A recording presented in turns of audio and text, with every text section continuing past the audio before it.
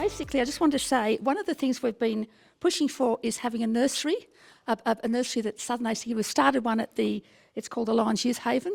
We've got some initial funding. At the moment, we've put in for some extra funding which hasn't come through.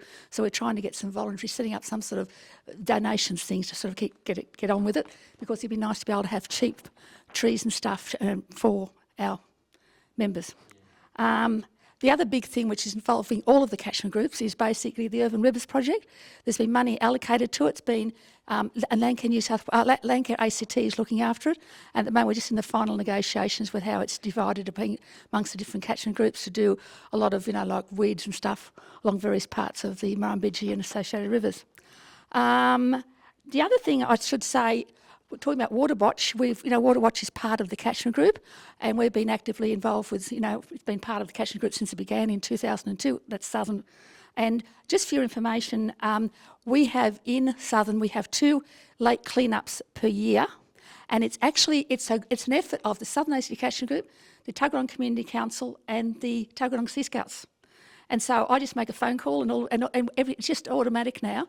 And it's interesting that basically, so it's been doing this since about the last 10 years. And we used to have something like 50, 60, 70 bags of rubbish.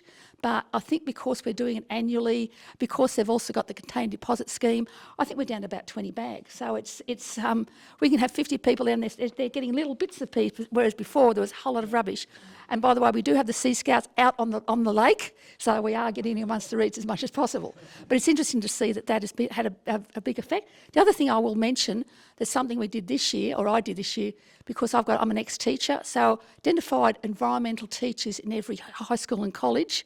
And we have about 10 in Tuggeranong, and we had about 5 of them, and we met and we had Martin, who's our Waterwatch person there, because he wanted to talk about what they're doing as far as the environment in schools. And unfortunately, some of our youth groups have been saying they're not doing as much as we'd like them to do.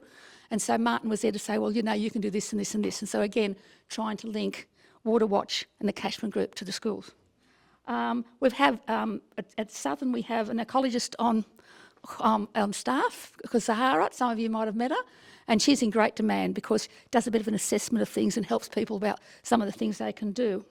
And as I said, it's interesting, we try to get the groups together, like Southern's part of Tuggeranong Community Council. They come and talk to us, like you came and talked to the Tuggeranong Community Council. And it's interesting, with this going on, we needed a meeting space. So guess where our meeting space for Southwest is? It's in the offices of Southern ACT Catchment Group. They've put a room aside for us. So I think it's great that supporting the community.